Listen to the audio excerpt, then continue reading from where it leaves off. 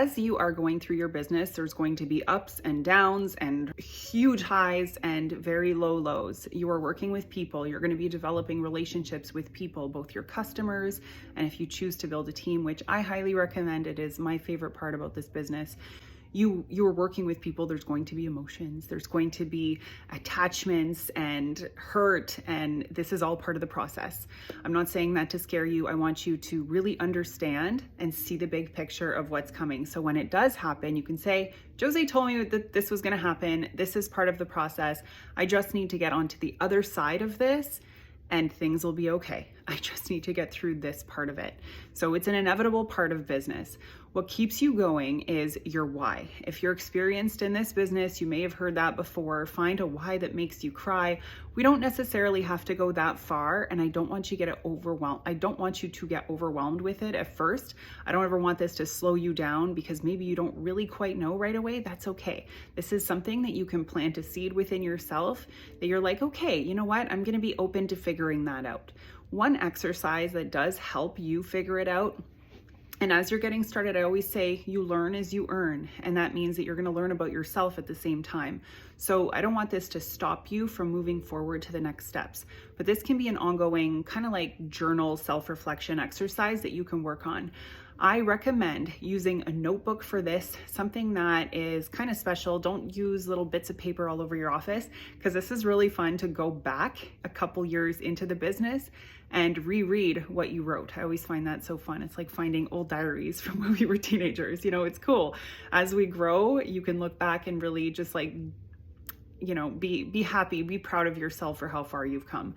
So finding your why. It is important to determine why you're doing this, because when you're having those highs and those lows and everything in between, you need something, some sort of beacon that is going to keep you going, something that you can keep your eye on the prize, and we can help refocus you when you're starting to get a little bit, you know, whether it's overwhelmed or emotional or whatever the case.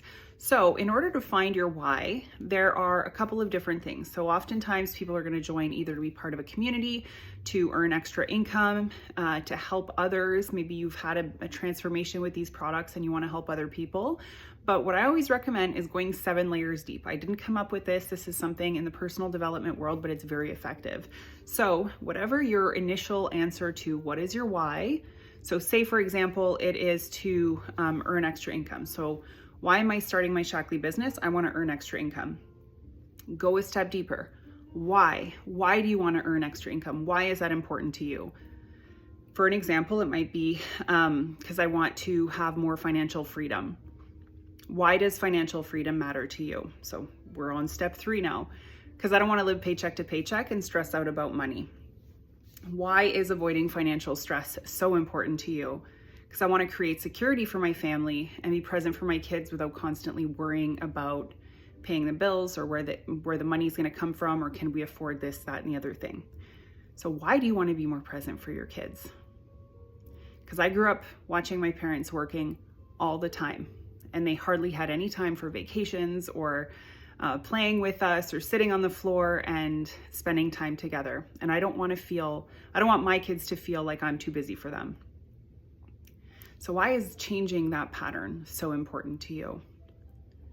Because I want to know that my kids know that success doesn't have to come at the expense of family or health. Why is that important to you? Why does that matter? So this is number 7. This is like the last one. You see how we're chipping away at it? The final answer here is, why does that ultimately matter? Because I want to live a life where I have choices, where I'm in control of my time and I help others do the same. So you see how at the beginning, the surface why is, I want to make more money, right? Easy peasy, super simple. But as you're digging into that, then you can uncover what is really your beacon, what is really, pulling you towards succeeding in this business. What is going to matter enough to you when things get hard, matter enough to you to keep going. So that is finding your why. Like I said, I don't want you to overthink this. And the why that I gave you here is a simple example. This is one example. You need to find your own, because if it's not your own and doesn't feel right to you, Maybe you're somebody who likes to help other people. Maybe you're not. Maybe you're somebody who really, truly just needs to make extra money for your family. That's okay. Just admit it to yourself, because if you are trying to put your why into other people's lenses, it's not going to matter to you. And that's the whole point of this. It's personal. Put it in your personal notebook.